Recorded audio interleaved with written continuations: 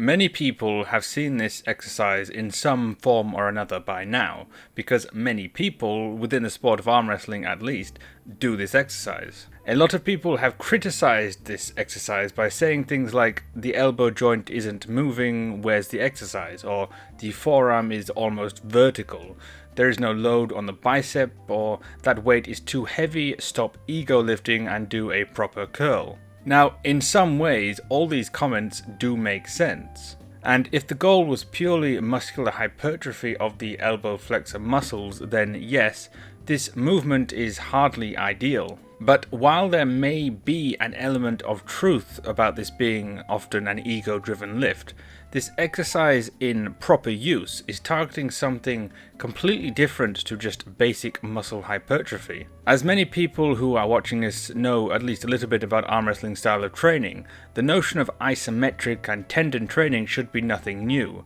but a lot of things are classified as these despite having varying actual relations to them in the truest sense. This exercise, done with a high angle forearm with extreme weights and very little movement, falls very cleanly into what isometric tendon training actually requires to be effective. So let's take a look at what those things are. Tendons, as you probably know, are a kind of connective tissue which hold the muscles onto the bone and allow force to be transferred in and out of the body through movement. Muscles are contractile tissue that either shorten, hold a static contraction, or lengthen. While the tendons are somewhat flexible, they are much less flexible than muscles, and as an athlete becomes stronger or more able to exert force externally, the tendons are almost always required to become more rigid and less flexible, because their role here is to work like a spring on a trampoline as the fabric in the center is warped, and we don't want those springs to become soft and loose for the trampoline to remain effective. In terms of general health, it is often said that tendons should be stretched and made more flexible, which, if the goal is contortionism or extreme position reaching, then there may be some validity in that aim. But for the purpose of tendons being able purely to transfer and withstand enough force passing through them without tearing, rigidity is the main goal. If we look at sprinters or jumpers or basketball players, we can see that in their primary movements, which all involve force being pushed into the ground through the legs, primarily through the toes, ankles and calves, we can see also that they are not moving slowly, nor are they methodically loading energy into the muscles to then slowly extend upwards. They are creating rigidity around those joints, then throwing their own body weight onto that spring, where the energy is taken into the tendon from the calf muscles down to the heel, and then discharged again from those rigid tendons back out into the ground, propelling the athlete away in whichever direction they aim. Because of this explosive transfer of energy, training the tendons to work better in activities that require explosive transfers of energy cannot be done with slow, methodical movements, like a traditional hypertrophy training, where the goal is to place as much mechanical stress on the softer, more malleable muscle tissue than the thicker, more rigid tendons. And this fact was discovered in the 1960s by a Soviet sports scientist called Yuri Verkhoshansky, who worked as one of the main figures in producing the Soviet track and field athletes through the 60s, 70s and 80s. Primarily, his main discovery was a type of training now called plyometrics, or as he called it, shock training. Modern era plyometrics as a term has been massively misused to the point that most people simply think of plyometrics as just jumping type movements. And so, to more precisely match Verkhoshansky's intention, the term explosive plyometrics is often used to specify the forces involved. But this term plyometrics was never really a name Verkhoshansky gave his methods. It was instead the name an American athlete named Fred Wilt coined after seeing a Soviet athlete performing jumps to prepare for track and field events, unlike his own American athletes who mostly warmed up through static stretching. From this, he decided that this played a major role into why the Soviets were so dominant in many of these events. Verkhoshansky's original name was instead the shock method, which does a much better job of suggesting the methods involved. To put it briefly, training with the shock method requires extreme forces to be loaded very abruptly onto the athlete, and then reversed as quickly as possible through the body's own mechanics. In practice, this is often performed with a depth jump, which requires the athlete to step down from a platform, keep the muscles in the ankle and calf as highly contracted as possible, hit the floor with the forces of gravity, their own mass, and the momentum of the drop will all load into the lower legs, ideally bypassing the contracted muscles, amortizing into the tendons, and then rebounding as quickly as possible to spring the athlete back into the air, ideally much higher than they could by standard jumping. In sports that make use of this type of dynamic where explosive changes in direction of force are required, like sprinting or jumping, this extreme loading of the tendons was also required to make significant changes to performance. In this example of the depth jump, extra weight is rarely used, since the forces imparted from body weight alone, modulated through the height of the drop-off point, are often more than enough to stimulate adaptation of the tissue. But when it comes to trying to apply that same shock method dynamic to exercises that are not based around body weight and gravity, it becomes much more difficult to find suitable methods, especially to a sport which demands almost exclusively the arms in a generally pulling or contracting type of movement. The shock method then works most easily when the end state of the muscles and tendons involved is extended, meaning the energy has been released from the system into some external object like the ground or a ball.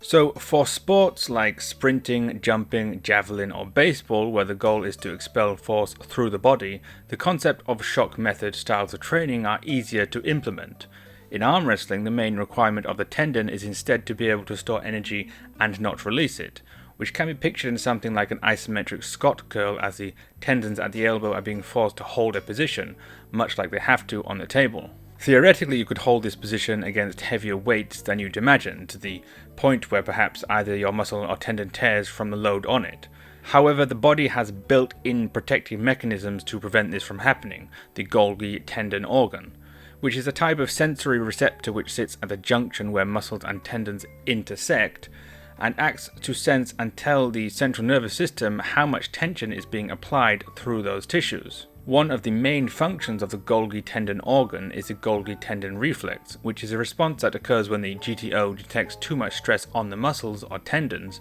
and sends a signal to the CNS to immediately react and release resistance in the muscle and tendons to prevent that damage we just mentioned. Because of the involuntary and immediate nature of force being applied with the shock method, the Golgi tendon reflex is not so well able to act in time to relax the muscles, so we are able to load a lot more force that way than through the more voluntary holding methods of an isometric Scott curl. So in many ways, as bodybuilders may have stereotypically said before, we are trying to shock the muscles into some abnormal load and response type of process. So there are a few ways that we can cheat the body to put extra load on it than ordinarily or voluntarily it would let us. If the goal is purely higher levels of force put into the tissue, then we can recruit the shock method in alternative ways. But we need to realize that this will be much shorter in the amount of effective time spent under load than a slow isometric hold. The first direct option is to simply spend more time on the table, specifically with opponents that attack very quickly and powerfully,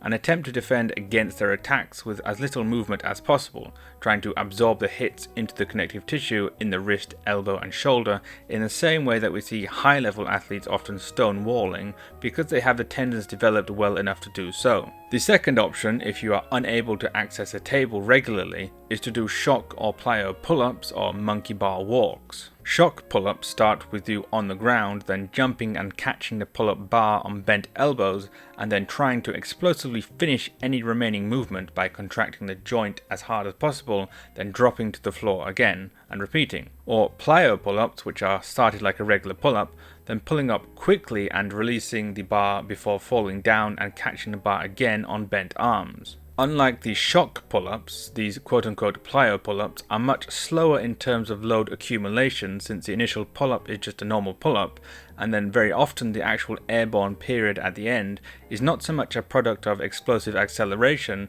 but more a case of quickly moving the hands before eventually catching the bar again, loading into the joints and then lowering again eccentrically, and repeating the process without rest. So it is a different type of stimulus, something more like training towards being able to generate higher force from a fatigued state, which definitely has some advantages but is not strictly the tendon-specific training we're looking for. The last type of pull-ups, although there isn't all that much pulling up, is the monkey bar walk, but a more specific version that has much more use for arm wrestlers. Typically, monkey bar walks or swings are done on straight arms and feature a lot of swinging between each bar. The arm wrestling version, however, usually keeps the elbows bent and the movements between each bar much more abrupt and aggressive. This aggressive loading very quickly onto the bent elbow is doing a much better job of placing the kinds of stress on the elbow tendons that we are looking for, and done for longer periods of time also allows us to train that tendon force endurance type quality that the previous plyo pull-ups do to some degree.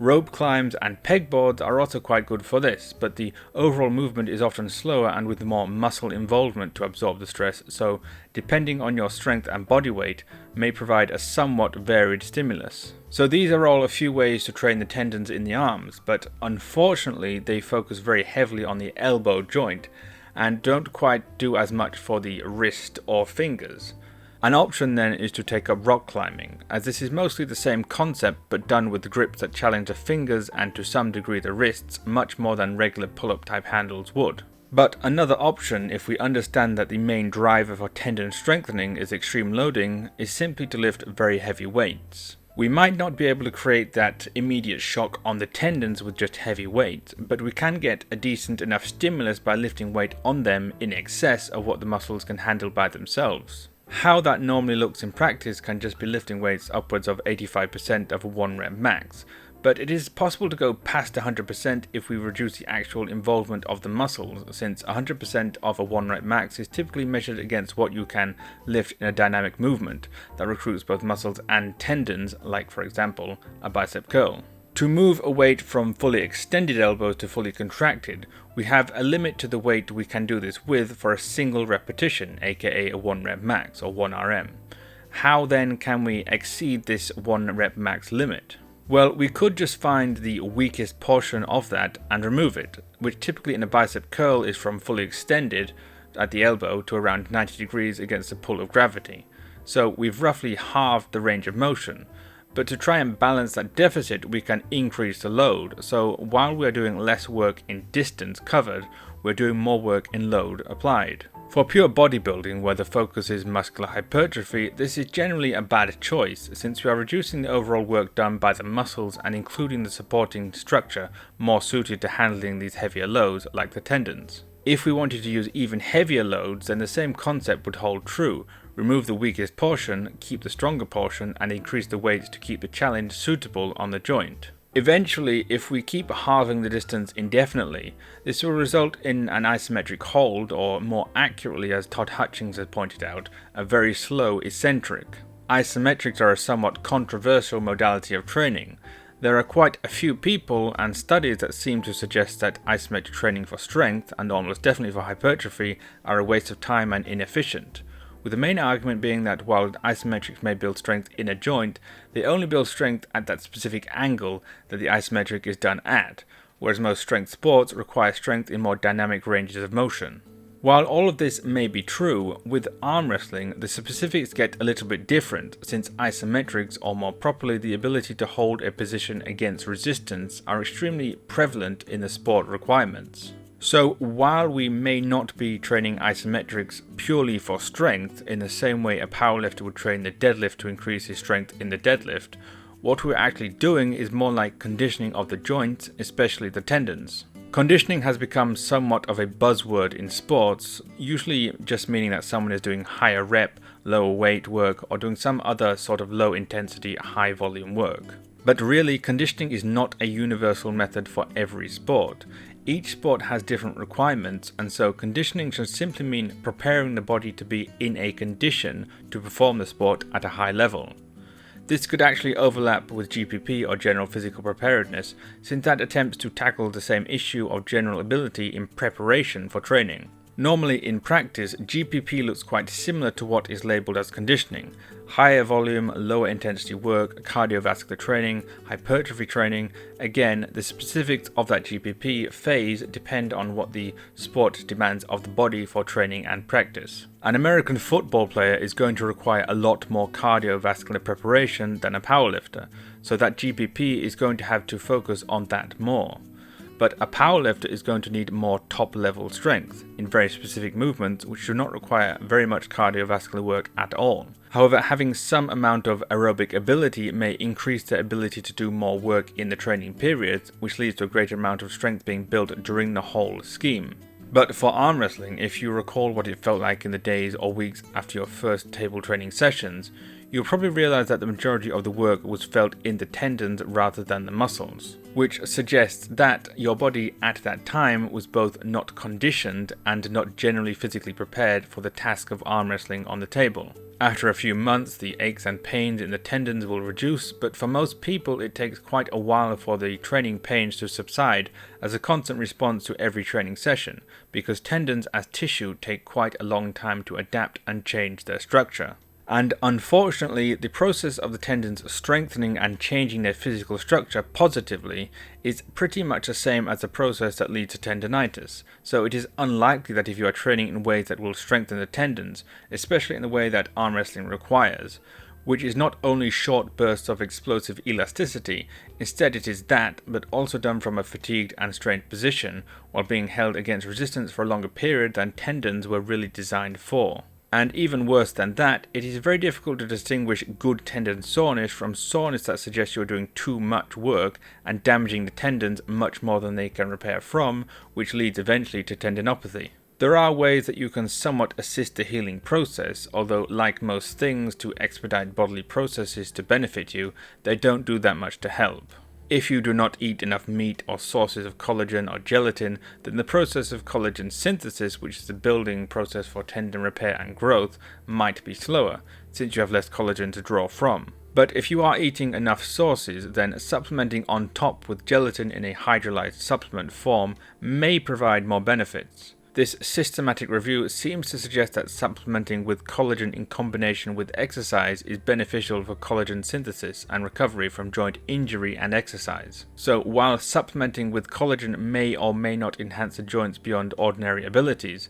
since the process of tendon growth is very closely aligned with tendon injury, it may be beneficial to supplement with collagen or gelatin regardless, to provide at least a more protective net to allow continued training. So going back to the discussion on conditioning, while we did suggest that high rep, low intensity training may have limited use for general arm wrestling conditioning, there is a caveat. Tendons take a very long time to repair, in part due to their very limited blood supply. There is a very in-depth topic around this, including vascular endothelial growth factor and how we might be able to manipulate the recovery and growth of tendons if we know more about it. But that's too much to include in this video, so if you are interested, it's worth going to do some research. But the general takeaway from that subject seems to be that doing higher rep, lower weight work on joints that have recently been trained heavily enough to damage the tendons up to about a week after training session may be beneficial towards improving the development of new blood vessels in and around that area, which would encourage greater blood flow and more recoverability and endurance from those tendons in the future. As well as that higher rep blood flow work, another method to induce blood flow and also neural outgrowth within the same tissue, leading to a better supplied and more able tendon, is to load the same tendons again with isometric style loading that, as we said before, tells the body that the tendon can expect to be used again, and so recovery to a high level is necessary. So all the way back to the original topic in this video. While those limited range of motion ego curls with poor resistant vectors may not be the best exercise for muscular strength or hypertrophy, they actually very likely serve as something more like heavy tendon conditioning to encourage the tendons to remain in the state that the sport itself requires for optimal performance. You could also more than likely get a similar effect by training on the table, but as we know, table training is not quite as measurable or predictable, and for a lot of people, less available than a gym or some weights and a judo belt. With an exercise like this semi-isometric super heavy static hold that we see many people doing, the ability to adjust the load and do them at any time you need to provides a good substitute for what you would try to achieve in training on the table. So while it did ramble on a bit, I hope this video has served to explain why some of the more bizarre and useless training exercises that you might see, of which arm wrestling has many, might actually be useful in less traditional ways than the majority of people expect. So if someone asks what exactly you are doing and why you don't lower the weight and curl it properly, now you have the ability to say, I'm doing heavy tendon conditioning work, not bicep curls, which definitely makes you sound exotic and educated. Aside from purely muscle or tendon strength, one benefit to just putting heavy weight on a joint, as we said earlier, is the training or conditioning or desensitization of the Golgi tendon organs to be more allowing of loading and to not release all tension too early, which even if mechanical strength otherwise was equal, the ability to hold on for longer as tension rises will give a massive advantage against especially powerful starting hits. Ideally, yes, for a better mechanical load on the actual joint, you'll not create a completely vertical forearm. As we said before, it's a sort of trade-off between the weight used and load on the joint. Doing the same lift with the forearm adjacent to the ground is going to take less weight to apply the same amount of force on the elbow joint as doing lift 45 degrees from adjacent to the ground, but it's going to be harder and you'll get less time under tension, as almost immediately as the elbow gives out from a starting position at adjacent to gravity, all leverage is lost and you can't struggle. But if you start a little higher, you can more slowly let the weight tear the elbow open and get more work done. It's sort of the same rationale for why people don't do deadlifts from deficits as a default, despite it being on paper a more effective exercise given the larger range of motion. It's a trade-off between weight lifted and work actually done, and where strength is involved, we usually err slightly on the side of weight lifted. While larger ranges of motion with more moderate weights are all well and good for general strength in and around joints and hypertrophy of the muscles, they do not mimic the kind of stress that arm wrestling requires and imposes on the body. So unless you are able to train very frequently with very adjustable opponents, for most people, just lifting weights in ways that mimics the kind of stress from a table is probably going to be an easier solution to keep the right kind of stresses applied to the body. And also very quickly, we have to just mention the use of anabolic steroids and other PEDs that basically make anything you do work very well regardless of its logic. But, all of this aside, a lot of it doesn't really matter. Arm wrestling is a sport and, like most sports, it's a lottery of genetics to be the best. The specifics of how you train really don't matter as much as you might think, as long as you are focusing on improving in the actual sport, arm wrestling on a table in competition, and either doing just that frequently or supplementing that with progressive loading on the body parts involved, then you will improve. Arm wrestling, like wrestling, has a component where strength and muscle training is valuable, but it is by no means the primary driver of success. Being good at the sport is the most important thing. But that's it, and I'll see you next time.